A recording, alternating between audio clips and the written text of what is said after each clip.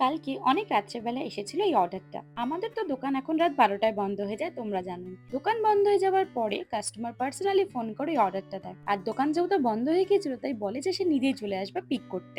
আমাদের খাবার জন্য কাস্টমার যখন এতটা এফোর্ট দিচ্ছে, আমাকে তো একটু এফোর্ট দিতেই হতো, তাই আমিও ঝটপট লেগে পড়লাম অর্ডারটা রেডি করতে। যত তাড়াতাড়ি সম্ভব অর্ডারটা রেডি করার চেষ্টা করছিলাম, কারণ অত রাত্রে কাস্টমার এসে বাইরে দাঁড়িয়ে থাকবে সেটা আমার মোটেই ইচ্ছা ছিল না। যাই হোক, আমি তো ঝটপট করে অর্ডারটা রেডি করে ফেলেছিলাম আর কাস্টমারকে সঠিক সময় হ্যান্ড ওভারও করে দিয়েছিলাম।